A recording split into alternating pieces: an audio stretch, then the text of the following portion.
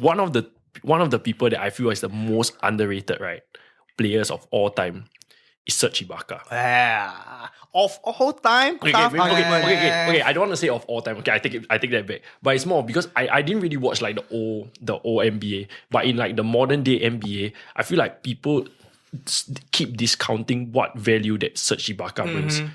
Toronto doesn't win a championship without Serge Ibaka. That's true. I agree with that. But Toronto almost wouldn't have never won a championship if they didn't have like that main core of 8 guys. Right? That Kawhi put them over the top. Plus, they had a little bit of luck with injury. That's true. That's Yeah. true. No, so that's why, right? I always feel like when you see the NBA, right? I mean, the big players will always get you the stats. But usually, right, if you see every single championship team, it's always somebody outperforming their salary. And it's like for the Toronto team, it was Fred VanVleet. Yeah, that's Right? true. Last time in San Antonio, it was what? Boris Diaw. You still remember Boris Diaw? that bad man. He looks like one of those Taketiao people with that beer belly walking down the street. Boris Yeah. Diaw. Dude, he's passing sick, bro. He can make those stuff like behind the back passes. Then he rather run back down, you knock into like his fat ass belly looking like that Scalabrini, that white mamba body right there. Go like, what the fuck? This guy is damn sick. And then Pop was like, give me that guy. Give me Boris Diaw. Okay, what are the most underrated players of all time? I got a list of most underrated players of all time for notable mention. We have AI, right? A little bit underappreciated.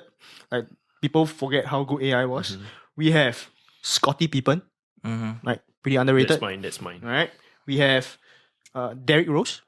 But Derrick Rose is more like what if he didn't get injured argument, right? Agree. We got we have but I have a list of people that what if they didn't get injured also, but they also kind of seem to fall within this category of being underrated. What about T-Mac? T-Mac. You have people don't give Dwayne Wade enough love, but he got championships lah, so I guess. Yeah, but okay, so who else? For me it's AI. For me, I think it's Charles Barkley. Barkley. Yeah. Charles Interesting Barkley pick, yeah. is very underrated, I feel. Especially you talk about it nowadays, right? I think people place very big emphasis on winning a ring. So as long as you don't win a ring, right, there's almost no chance for you to get into the top 10 conversation, right? And that's where I felt You gotta show them the shirt, man. Wearing a Charles Barkley shirt, right? Yeah, they want one wear Jordan, the other one don't dare to wear a LeBron shirt. I'm wrecking the Chucky. Chuck right here. so you look at the sports shows now, you know, the one with Shaq and Chuck. So he always gets disrespected. No one, I think people nowadays don't even feel that he's a good basketballer. But when you look at that time, he was one of the best. He's the OG Zion Williamson, bro. Yeah. So he scores very high numbers, 26 a game. Then he rebounds over 10.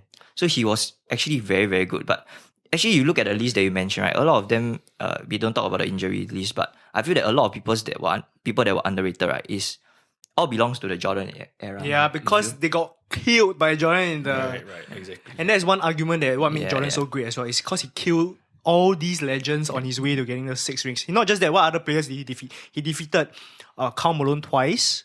He beat Shaq and Penny when they were in Orlando. He beat...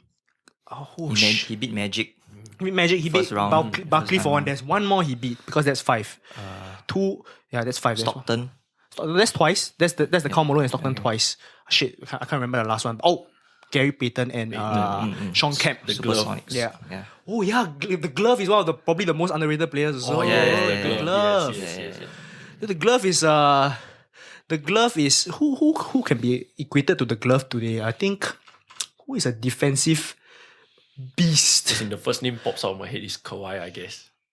Actually, not really. I feel like the glove is Patrick Beverley, right? But with offense. And with size, Yeah. With more size, He could take you down in the post also. And not being a complete dick.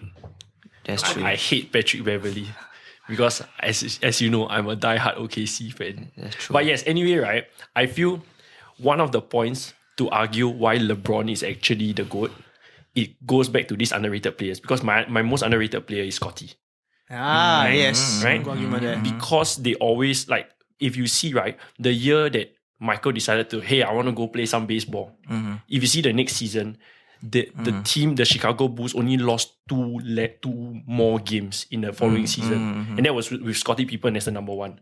So if, for example, Scottie Pippen can bring the Chicago Bulls to a record that only has 2 less wins, then it begs the question that maybe Michael Jordan is expendable. Right? If Scottie has been so underrated, that is maybe why Jordan is overhyped. Because people keep playing down the fact that actually Scottie played a key role in all the 6 championships also. I think what the Jordan documentary on Netflix was saying that on that year that Jordan retired, went to play baseball, Scottie was on his way to have an MVP season. I think it was second. Yeah, he was second in the MVP race. Yeah. So if Jordan wasn't there, maybe the next season he got MVP. Yeah, but I feel that this argument, right, I think this is a very popular argument for LeBron fans, right? You take away Jordan from the team and you take away LeBron from the team, right? But I think people always forget that when when Jordan retired to play baseball, right, who did they add to that team? Right, after that, they had people like, I think Tony Kukoc went in, right? And all these are very good players. Steve Kerr also went in, right? So they signed actually a few, I think 3 very key pieces for the next 3 that helped them win the next 3 championships. And even with addition of those 3 pieces, right, they still lost. They still won less than when Jordan was there. And you must know that for Jordan, right, that era they went back to back to back. So you all believe in like there's a fatigue when you keep winning, right? It gets harder and harder and harder. So even after winning 3, right, and of course I don't know how much emphasis we should place on regular season games because I feel that a lot of these arguments they change over time. You know, people used to care about regular season wins, but slowly people start doing load management. So regular season slowly didn't mean as much, right? But at that point in time, I feel that people actually do care about how many games you win during the regular season, right? Yeah, and even with all these new good players, I would say key pieces, they still won less, and I think at the end of the day, they didn't manage to win the championship. Although it was maybe a bogus call away, I think they were in the conference finals, a bogus call away from making it to the finals. But the fact is, they still couldn't push him over the top.